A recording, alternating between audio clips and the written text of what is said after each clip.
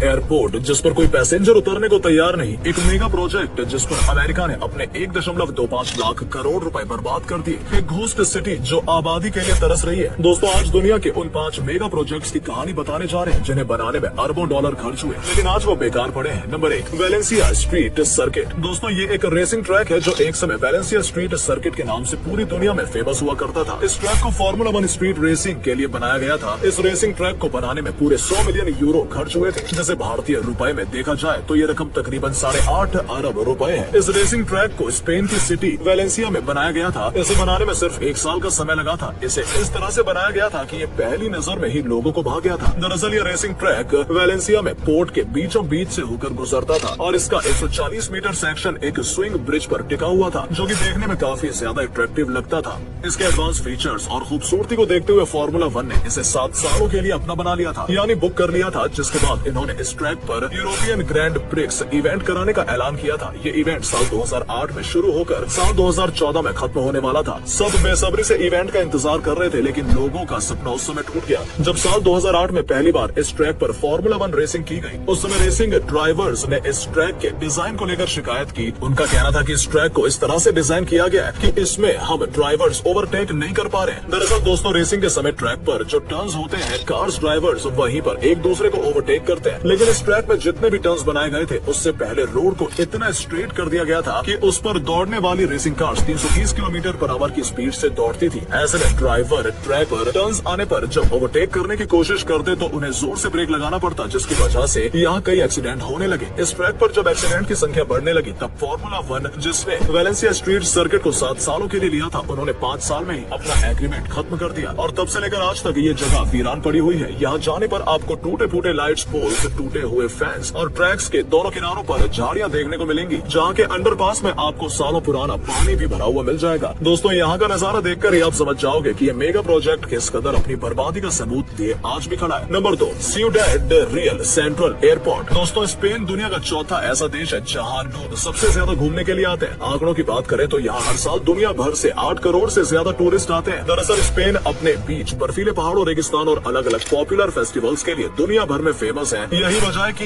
यहाँ आने वाले ज्यादातर टूरिस्ट स्पेन के कैपिटल मैड्रिड में ही लैंड करते हैं। लेकिन परेशानी तब होने लगी जब मैड्रिड इंटरनेशनल एयरपोर्ट पर पैसेंजर की संख्या उसकी कैपेसिटी से ज्यादा बढ़ने लगी। दरअसल इस एयरपोर्ट की कैपेसिटी सिर्फ 7 करोड़ है और यहाँ आने वाले पैसेंजर की संख्या 8 करोड़ के आसपास पहुँच गई। इस ओवरटेक क्राउडेड की समस्या को देखते हुए यहाँ ऑप्शन के तौर पर सिउडेड रियल सेंट्रल एयरपोर्ट बनाने का काम शुरू किया गया। इस एयरपोर्ट को बनाने में $1.2 बिलियन यानी भारतीय रुपए में 95 अरब रुपए के आसपास खर्च किया गया। लेकिन यहाँ कंपनी से एक बहुत बड़ी गलती हो गई। उन्होंने एक एयरपोर्ट को बिना सोचे समझे हड़बड़ाहट में तैयार किया और इसे तैयार करने के पीछे उनका सिर्फ एक ही मकसद था, मैड्रिड एयरपोर्ट को लोड को कम करना। लेकिन साल 2009 में जब इस एयरपोर्ट को खोला गया तो इससे बनाने वाली कंपनी की रातों की नींद उड़ गई। कहने को तो ये सेंट्रल एयरपोर्ट था, लेकिन इसे जिस जगह पर बनाया गया था वो जगह बिल्कुल भी सेंटर में नहीं थी। जो पैसेंजर यहाँ उतरते उन्हें यहाँ से मैड्रिड जाने में 300 किलोमीटर का सफर तय करना पड़ता था, जो कि उनके लिए परेशानी की वजह बनने लगी। इस दूरी को देखते हुए जहाँ लोगों ने इस एयरपोर्ट को रिजेक्ट कर दिया, वहीं ज्यादातर कमर्शियल एयरलाइंस ने भी यहाँ आने से मना कर दिया और इसका रिजल्ट ये हुआ कि खोलने के महज 2 साल बाद ही सिउडेड रियल सेंट्रल एयरपोर्ट एक वीरान जगह बनकर रह गया। यहाँ ना तो कोई प्लेन उतरता और ना ही कोई पैसेंजर दिखता है। जगह तो पूरी वीरान बन गई, लेकिन कंपनी को इस एयरपोर्ट को ऑपरेट करने में अभी भी हर साल करोड़ों डॉलर का चूना लग रहा था। कंपनी ने इसको बेचने के लिए साल 2013 में इस एयरपोर्ट को बेचने की अनाउंसमेंट कर दी, लेकिन कोई भी इस वीरान जगह को खरीदने के लिए सामने नहीं आया। बहुत कोशिशों के बाद साल 2019 में 95 अरब रुपए में बना ये एयरपोर्ट 9 लाख रुपए में नीलाम हो गया। Number 3, interstate H3 highway. 26 kilometre लंबा इंटरस्टेट H3 हाईवे का निर्माण यूएस के स्टेट हवाई के शहर होनोलुलु में किया गया था। वैसे तो ये हाईवे बेहद ही खूबसूरत नजारों के बीच से गुजरता है, लेकिन इसे लेकर कंट्रोवर्सी भी कुछ कम नहीं है। दरअसल इस हाईवे को बनाने का प्रस्ताव सबसे पहले 1960 में रखा गया था, जब यहाँ यूएस नेवी के 2 बेसिस के बीच डायरेक्ट कोई रास्ता न होने की वजह से उन्हें एक दूसरे से कनेक्ट करने में काफी मुश्किलों का सामना करना पड़ रहा था। लेकिन जब लोगों के सामने यहाँ हाईवे बनाने की बात रखी गई तो स्थानीय लोगों ने इसका जमकर विरोध किया, क्योंकि वो किसी भी कीमत पर अपने शहर की खूबसूरती को खराब होते नहीं देख सकते थे। विरोध की वजह से इस हाईवे के कंस्ट्रक्शन का काम 26 साल तक रुक गया, लेकिन साल 1989 में जबरदस्ती इसके कंस्ट्रक्शन का काम शुरू कर दिया गया। इसके बाद इस हाईवे को पूरी तरह से बनाकर तैयार होने में 8 सालों का समय लगा और साल 1997 में ये बनकर तैयार हो गया। आमतौर पर पहाड़ी इलाकों में हाईवे बनाने के लिए पहाड़ों को काटकर ही तैयार किया जाता है, लेकिन इस शहर की खूबसूरती खराब ना हो इसलिए इस पूरे हाईवे को बड़े बड़े खंभों पर टिकाया गया, जिस वजह से इस हाईवे को बनाने में कुल $1.3 बिलियन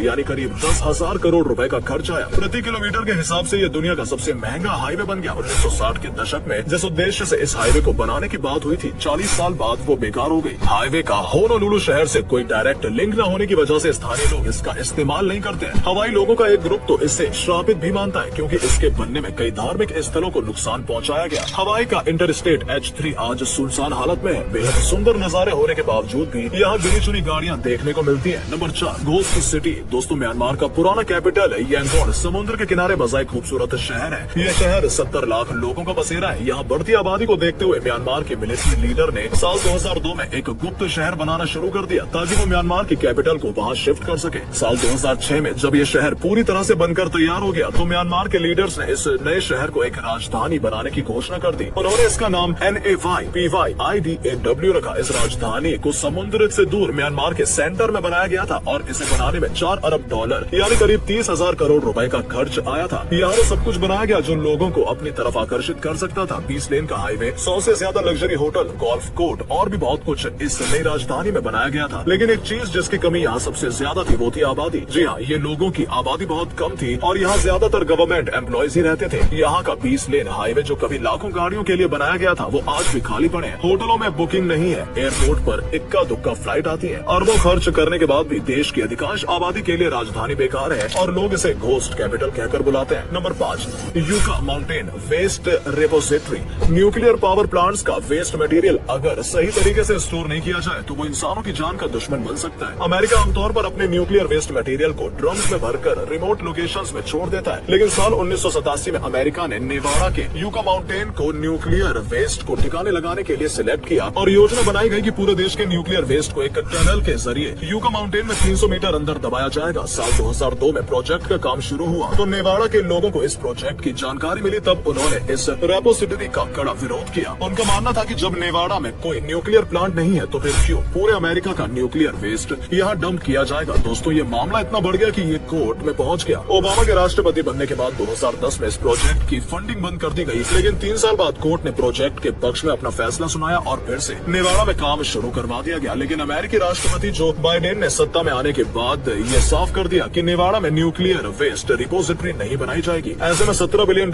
यानी करीब 1.25 लाख करोड़ खर्च करने के बाद तैयार हुआ ये मेगा प्रोजेक्ट आज किसी भी काम का नहीं है। तो दोस्तों, इस वीडियो में फिलहाल इतना ही। आप हमारी इस वीडियो को दुनिया के किस कोने से देख रहे हैं कमेंट में जरूर बताइएगा। उम्मीद है आपको आज की वीडियो पसंद आई होगी। अगर हाँ तो इस वीडियो को लाइक और शेयर करें और इस तरह के और भी अमेजिंग और इंटरेस्टिंग वीडियोस देखते रहने के लिए चैनल को सब्सक्राइब जरूर करें। Thanks for watching.